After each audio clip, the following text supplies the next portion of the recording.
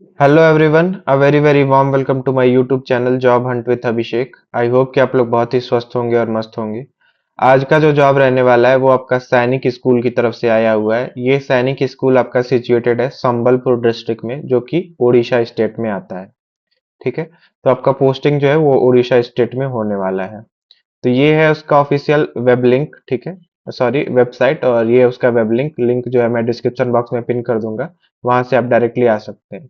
तो जैसे ही आप इसके ऑफिशियल वेबसाइट पे आएंगे, ठीक है, तो यहाँ पे देखिए कॉर्नर सेक्शन में मेन्यू करके लिखा हुआ है। जैसे आप मेन्यू सेक्शन पे क्लिक करते हैं तो जो है यहाँ पे आपका रिक्रूटमेंट लिखा हुआ है। रिक्रूटमेंट पे आप क्लिक करेंगे तो इनका ऑफिशियल रिक्रूटमेंट वाला पेज है वो ओपन हो जाएगा। तो यहाँ पे देखिए पहला जो लिखा है वेबसाइट नोटिफिकेशन एडवर्टीजमेंट रेगुलर, इस पे आप क्लिक करेंगे तो इनका जो नोटिफिकेशन आया हुआ है वो आप डाउनलोड कर पाएंगे। ठीक है। तो मैंने जो है ऑलरेडी डाउनलोड कर लिया, वही आप लोग को दिखाऊंगा। एडवर्टीजमेंट देखने से पहले मैं रिक्वेस्ट करता हूँ कि अगर आप मेरे चैनल पे नए हैं तो सब्सक्राइब कर लीजिए, अपने फैमिली और फ्रेंड्स में भी शेयर कर दीजिए, ताकि जो है सबको बेनिफिट मिले और मुझे भी मोटिवेशन मिले कि आप लोग के लिए जो ऐसे ही जॉब अपॉर्चुनिटीज लाता रहूं। आप लोग के लिए तो ये फ्री है, बट मेरे लिए यही मोटिवेशन है कि आप लोग के लिए ऐसे ही जो है रोज जॉब अपॉर्चुनिटीज लाता रहूं।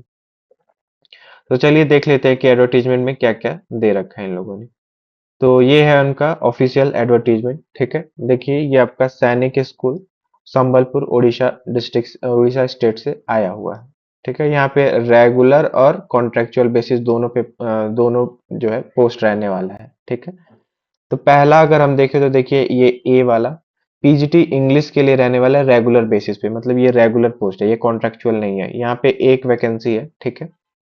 यहाँ पे अगर इसेंशियल क्वालिफिकेशन की बात करें तो ये देखिए यहाँ पे आपने अगर इंटीग्रेटेड पोस्ट ग्रेजुएशन कोर्स किया है, ठीक है, इंटीग्रेटेड कोर्स रहना चाहिए आपका, जो कि आपका एनसीटीई रिकॉग्नाइज्ड यूनिवर्सिटी से आपने किया है 50% मार्क्स के साथ, तो यहाँ पे आप एलिजिबल हैं।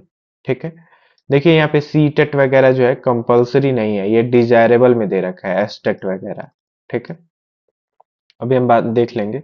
और यहाँ पे देखिए और करके दे रखा है, या फिर जो है आपके पास एमएससी डिग्री है। ठीक है, एमएससी डिग्री है प्लस जो है आपके पास बीएड की भी डिग्री है, तो भी यहाँ पे आप एलिजिबल है। और यहाँ पे दोनों में आपका जो है 50% मार्क्स होना चाहिए। ठीक है, यहाँ पे भी दिया है, यहाँ पे भी दिया है। ठीक है, प्लस या फिर जो है और करके अगेन यहाँ पे दे रखा है 3 साल का आपने जो है बीएड एमएड का डिग्री है आपके पास इंटीग्रेटेड और 50% मार्क्स के साथ, तो भी यहाँ पे आप एलिजिबल है।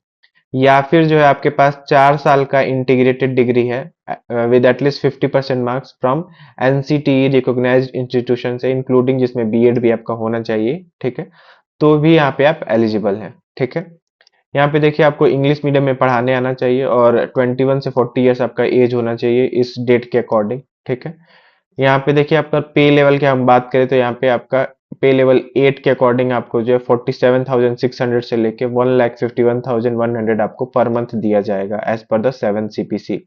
डीएनएस अलावेंस वगैरह आपको दिया जाएगा एज पर द सैनिक स्कूल। ठीक है, ये अनरिजर्व कैटेगरी के लिए पोस्ट रहने रहने वाला है।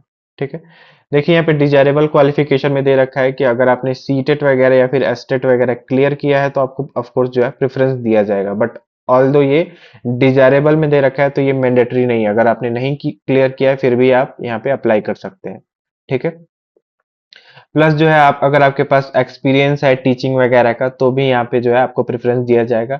आपको नॉलेज ऑफ कंप्यूटर एप्लीकेशन वगैरह जो है आपको आना चाहिए, कंप्यूटर का बेसिक्स वगैरह कैसे चलाया जाता है वो सब। ठीक है, और एक्सपीरियंस अगर आपका एज अ टीजीटी रिकॉग्नाइज्ड किसी इंस्टीट्यूशन में या फिर किसी स्कूल में पढ़ाया है, ठीक है, तो भी आप यहाँ पे जो है आपको प्रेफरेंस दिया जाएगा। ठीक है, नेक्स्ट अगर देखें तो यहाँ पे पीजीटी फिजिक्स के लिए, जो कि अगेन रेगुलर बेसिस पे रहने वाला है, यहाँ पे भी आपका एक पोस्ट है। सेम वही क्राइटेरिया यहाँ पे भी आपको जो है फॉलो हो रहा है एसेंशियल क्वालिफिकेशन के लिए। ठीक है, पे लेवल भी आपका सेम ही रहने वाला है 8 के अकॉर्डिंग 47,600 से लेके 1,51,100 पर मंथ जो है आपको दिया जाएगा। ठीक है, अनरिजर्व कैंडिडेट के लिए यहाँ पे भी रहने वाला है। ठीक है, सब कुछ सेम ही है यहाँ पे भी। नेक्स्ट अगर देखें तो पीजीटी केमिस्ट्री के लिए ये भी आपका रेगुलर बेसिस पे रहने वाला है। एक पोस्ट यहाँ पे भी है, यहाँ पे भी integrated post, master degree plus B Ed आपके पास है या फिर बीएड है। ठीक है, तो भी यहाँ पे आप एलिजिबल हैं। ठीक है, बीएड और एमएड वाला आपने इंटीग्रेटेड किया है तो भी यहाँ पे एलिजिबल है, 4 साल का इंटीग्रेटेड किया है तो भी यहाँ पे आप एलिजिबल है, सब कुछ सेम है, ठीक है। यहाँ पे भी आपका सैलरी भी सेम है, यहाँ पे जो है केवल यहाँ पे एससी कैंडिडेट के लिए यहाँ पे सीट वैकेंसी अवेलेबल है, ठीक है। नेक्स्ट अगर हम देखें तो यहाँ पे देखिए पीजीटी बायोलॉजी के लिए रेगुलर बेसिस पे रहने वाला है, एक पोस्ट है यहाँ पे, ठीक है। और यहाँ पे भी आपका सब कुछ सेम है, ठीक है। देखिए यहाँ पे भी सब कुछ सेम ही रहने वाला, पे लेवल 8 के अकॉर्डिंग यहाँ पे भी मिलेगा आपको, और एससी कैंडिडेट के लिए यहाँ पे वैकेंसी अवेलेबल है, ठीक है। नेक्स्ट अगर देखें तो पीजीटी मैथ्स के लिए यहाँ पे भी एक वैकेंसी है, ठीक है। यहाँ पे भी आपका सब कुछ सेम रहने वाला, पे लेवल 8 के अकॉर्डिंग ही आपको दिया जाएगा, और ओबीसी कैंडिडेट के लिए यहाँ पे जो है वैकेंसी अवेलेबल है, ठीक है। नेक्स्ट अगर देखें तो पीजीटी कंप्यूटर साइंस के लिए रेगुलर बेसिस पे एक पोस्ट यहाँ पे रहने वाली है। यहाँ पे देखिए इसेंशियल क्वालिफिकेशन चेंज हो रहा है। यहाँ पे देखिए आपका एमएससी अगर अगर आपने किया है कंप्यूटर साइंस में या फिर आईटी में, ठीक है, या फिर जो है आपने एमसीए किया है किसी भी रिकॉग्नाइज इंस्टीट्यूशन से 50% मार्क्स के साथ, तो यहाँ पे आप एलिजिबल है, ठीक है। यहाँ पे देखिए आपका जो है बीएड वगैरह मैंडेटरी नहीं कर रखा है, ठीक है। अगर आपने बीएड नहीं किया है और एमसीए या फिर एमएससी किया है तो भी यहाँ पे आप एलिजिबल है। यहाँ पे अगर आप जो है एमई या फिर एमटेक किया है कंप्यूटर साइंस या फिर आईटी में तो भी यहाँ पे आप एलिजिबल है, 50% मार्क्स आपका होना चाहिए। प्लस जो है आपने अगर बीएड किया है इक्विवेलेंट डिग्री साथ में, ठीक है, तो यहाँ पे आपका 50% मार्क्स के साथ एलिजिबल है, ठीक है। और करके अगेन यहाँ पे दे रखा है 3 इयर्स का आपने अगर बीएड एमएड किया है, ठीक है, किसी भी रिकॉग्नाइज इंस्टीट्यूशन से 50% मार्क्स के साथ तो भी यहाँ पे आप एलिजिबल है। और 4 साल का इंटीग्रेटेड डिग्री आपने किया है 50% मार्क्स के साथ, ठीक है, तो भी यहाँ पे आप एलिजिबल है। प्लस जो है आपका उसमें बीएड होना चाहिए। पे लेवल आपका 8 ही रहने वाला है, यहाँ पे भी सेम ही आपको सैलरी दिया जाएगा, और एसटी कैंडिडेट के लिए यहाँ पे सीट अवेलेबल है, ठीक। नेक्स्ट अगर देखें तो पीईएम या फिर पीटीआई टीचर के लिए कॉन्ट्रेक्चुअल बेसिस पे ये रहने वाला है, ये फीमेल्स के लिए ये केवल है, ठीक है, मेल के लिए नहीं है। तो यहाँ पे देखिए आप जो आपने अगर bachelor of physical education BPEd आपने किया है 4 साल का डिग्री, तो यहाँ पे आप एलिजिबल है। या फिर आपने 3 साल का ग्रेजुएशन किया और 1 साल का जो है डिप्लोमा किया है बीपीएड में, ठीक है, तो भी यहाँ पे आप एलिजिबल है। या फिर जो आपने अगर बीएससी फिजिकल एजुकेशन या फिर हेल्थ एजुकेशन एंड स्पोर्ट्स में किया आपने 1 साल का डिप्लोमा बीपीएड का, तो भी यहाँ पे आप एलिजिबल हैं। 21 से 35 ईयर्स जो आपका एज होना चाहिए इस डेट डेट के अकॉर्डिंग। 40,000 फिक्स्ड अमाउंट आपको जो है दिया दिया जाएगा पर मंथ, ठीक है। अनरिजर्व कैंडिडेट के लिए यहाँ पे वैकेंसी अवेलेबल है, ठीक है। नेक्स्ट अगर देखें तो लोअर क्लर्क डिवीजन के लिए, लोअर क्लर्क एलडीसी के लिए यहाँ पे कॉन्ट्रेक्चुअल बेसिस पे रहने वाला है, एक पोस्ट यहाँ पे भी अवेलेबल है। यहाँ पे देखिए केवल आपने जो है 12th पास किया है तो यहाँ पे आप एलिजिबल हैं, ठीक है, किसी भी रिकॉग्नाइज्ड यूनिवर्सिटी से। प्लस जो है अगर आपके पास English Hindi regional language typing speed है जो कि आपका 40 वर्ड्स पर मिनट होना चाहिए, ठीक है, तो यहाँ पे वेल एंड गुड आप एलिजिबल हैं। नेक्स्ट अगर देखें तो नॉलेज ऑफ शॉर्ट हैंड आपको आना चाहिए या फिर होना चाहिए, and ability to correspond in Hindi and English दोनों में, ठीक है। शुड बी एज आपका होना चाहिए 18 से 50 ईयर्स तक, ठीक है, इस डेट के अकॉर्डिंग। और यहाँ पे 28,000 पर मंथ आपको दिया जाएगा अनरिजर्व कैटेगरी के लिए, ये रहने वाला है, ठीक है। कुछ जनरल इंस्ट्रक्शंस वगैरह भी दे रखे हैं तो अपने इनसे जरूर एक बार जो है पढ़ लीजिएगा। यहाँ पे देखिए एप्लीकेशन फी अगर की बात, एप्लीकेशन आपको कैसे भरना है और कैसे क्या फी वगैरह है, तो देखिए यहाँ पे जो है with attested self copies of testimonial, मतलब आपका सारा डॉक्यूमेंट वगैरह जो है सब कुछ जो है इनको इनके एड्रेस पे भेजना है। यहाँ पे एड्रेस दे रखा है डिस्ट्रिक्ट संबलपुर उड़ीसा, ठीक है, यहाँ पे पूरा दे रखा है, तो इस एड्रेस पे जो है आपको भेजना है। प्लस जो है आपको एक डिमांड ड्राफ्ट भी भेजना है 500 का, ठीक है। अगर आप जनरल ओबीसी कैंडिडेट हैं तो 500, अगर आप जो है एससी एसटी कैंडिडेट हैं तो 250 रुपीज का डिमांड ड्राफ्ट आपको भेजना है, ठीक है।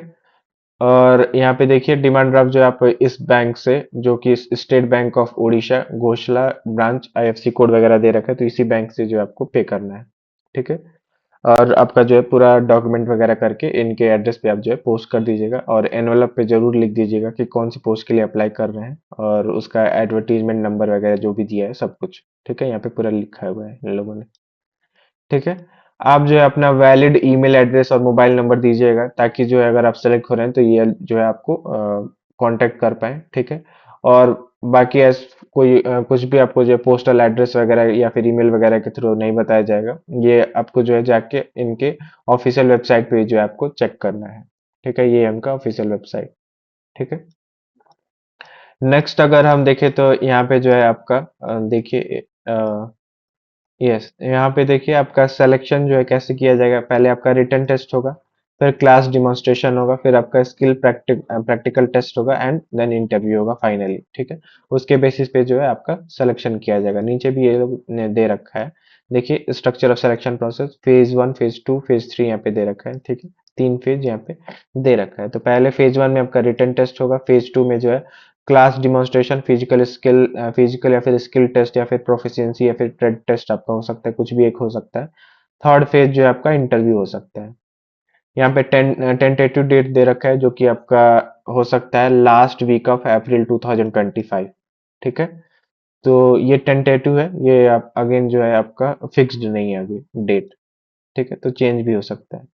So that's it, I hope कि आपको जो है सब कुछ समझ में आया होगा। कोई भी क्वेरी वगैरह है तो आप जो है इनका नंबर दे रखा है, इस पे आप कांटेक्ट कर सकते हैं। ठीक है, ऑल वर्किंग डेज पे ही केवल, और इस टाइम से इस टाइम तक। ठीक है, so that's it, I hope कि आपको जो है सब कुछ समझ में आया होगा। लास्ट डेट आपका जो है 2 मई 2025 से जो पहले पहले तक आपको यहाँ पे अप्लाई कर देना है।